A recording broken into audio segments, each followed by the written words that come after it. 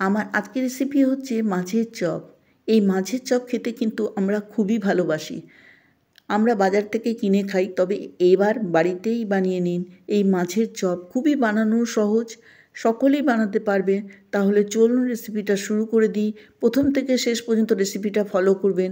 এখানে আমি বড় পাত্রতে গরম জল বসিয়ে দিয়েছি। এদিকে আমি মাছ পরিষ্কার করে ধুয়ে জল ঝরিয়ে রেখেছি। এখানে আমি গাদার পিস নিয়েছি।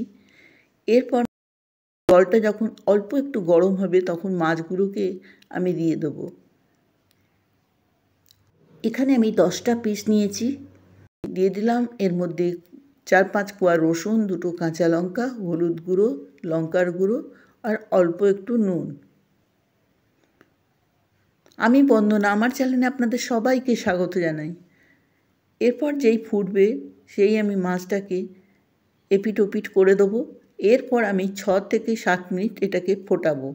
ফুটিয়ে যখন ফুটে যাবে তখন ঠান্ডা করে জল ঝরিয়ে মাছটা আমি পাত্রতে নিয়ে নিয়েছি। এরপর কাঁটাগুলো বেছে নেব। আমি এই জন্যই গাদার পিস নিয়েছি, এর মধ্যে চর্বি কম থাকে। খুব বড় সাইজেরও মাছ না, আপনারা দেখতে পাচ্ছেন। এই কাজটাই করা একটু কঠিন, কিন্তু হাত দিয়ে চিপে চিপে কাঁটাগুলোকে পুরো বার করে নিতে হবে। আমি এখানে সম্পূর্ণ কাঁটা বেছে নিয়েছি। এরপর কড়াইতে দিয়ে দিলাম সর্ষের তেল। সর্ষের তেল দিয়ে আমি এখানে বড় সাইজের একটা পেঁয়াজ কুচিয়ে রেখেছিলাম, সেই পেঁয়াজটা দিয়ে দিলাম। তেলটা কিন্তু খুব কম দেবেন এই পুর বানানোর সময়। এরপর দিয়ে দেবো এর মধ্যে আদা, কাঁচা লঙ্কা, রসুনের পিষে রাখা পেস্টটা, যেটা আমি খুব অল্প জল দিয়ে পিষে রেখেছিলাম। এটা আমি 1.5 চামচের মতন দিয়েছি।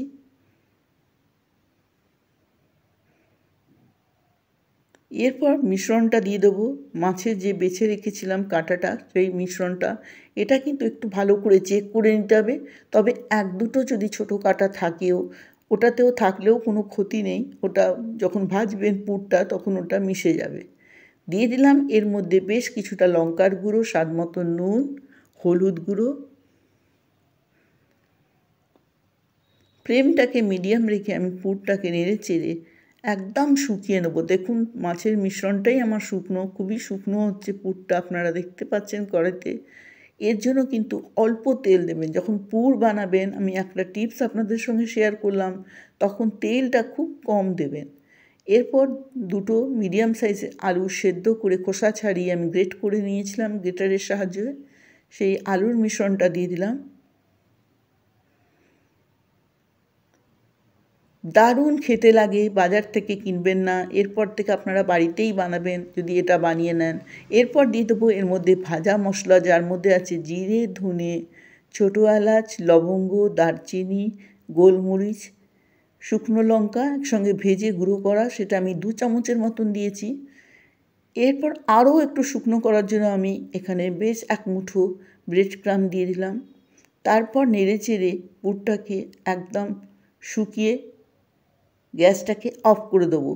দেখুন পুর আমার সম্পূর্ণ রেডি। এরপর আমি এটাকে সম্পূর্ণ ঠান্ডা করে নেব। পুরোপুরি ঠান্ডা হয়েছে, আপনারা দেখতে পাচ্ছেন পুরটা কত সুন্দর হয়েছে। আজকের এই মাছের চপের রেসিপিটা আপনাদের যদি ভালো লাগে তাহলে অবশ্যই লাইক, একটা কমেন্ট জানাবেন। আর যারা নতুন বন্ধু তাদেরকে বলবো প্লিজ আমার চ্যানেলটিকে সাবস্ক্রাইব করে বেলটাও অন করে দেবেন। নতুন রান্না আপলোড করলে কিন্তু সবথেকে প্রথমে নোটিফিকেশান আপনাদের কাছে পৌঁছে যাবে। আমি এখানে সিলিন্ডার শেপে বানিয়েছি, আপনারা চাইলে গোল গোলও বানাতে পারেন। এখানে আমি একটা ডিম, ভাজা মশলা আর কর্নফ্লাওয়ার একসঙ্গে ফেটিয়ে নেব। এদিকে আমি ব্রেড ক্রাম্বের মধ্যে একটু ভাজা মশলা আর একটু নুন দিয়ে এটাকে হাত দিয়ে মিশিয়ে নিয়েছি। এরপর মিশ্রণটা, যেটা কর্নফ্লাওয়ার, ডিম আর ভাজা মশলার আছে, অল্প জল দিয়ে নেড়ে এটা ভালো করে ফেটিয়ে নেব। এই চপটা গড়ে কিন্তু আপনারা 1 দিন আগে রেখে দিতে পারেন বা 6-7 ঘন্টা আগেও রেখে দিতে পারেন ফ্রিজে। তারপর গরম গরম ভেজে সার্ভ করতে পারেন চাটনির সঙ্গে। ধনেপাতার চাটনি, টমেটো সস, আপনারা যে কোনো চাটনির সঙ্গে গরম গরম পরিবেশন করতে পারেন। এরপর সবথেকে প্রথমে ব্যাটারে ডুবিয়ে তারপর বিস্কুটের গুঁড়ো, শুকনো হাতটা, যেটা আমার হাতটা শুকনো ছিল, ওটা দিয়ে ভালো করে মাখিয়ে নেব। এই প্রসেসটা আমি 2বার রিপিট করব। খুবই বানানো সহজ। আমি জানি আপনারা একবার ট্রাই করুন, সবাই পারবে। খুবই সহজ বানানো, আর বাজার থেকে কিনতে হবে না। এইভাবে আমি সবগুলোকে মাখিয়ে নেব ব্রেড ক্রাম্ব।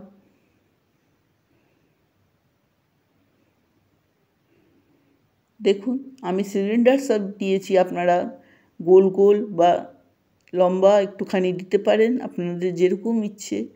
এরপর কড়াইতে সর্ষের তেল, আমি সর্ষের তেলে ভাজবো। আপনারা চাইলে সাদা তেলে ভাজতে পারেন, তবে মাছের চপ টপগুলো একটু সর্ষের তেলে ভাজলে বেশি ভালো হয়। সর্ষের তেল ভালো করে গরম করে নিয়েছি। এরপর আমি এই যে ফিশ যেগুলো চপগুলো গড়ে রেখেছিলাম সেগুলোকে 3টে বা 2টো ক্যাপাসিটি অনুসারে দিয়ে দেবো।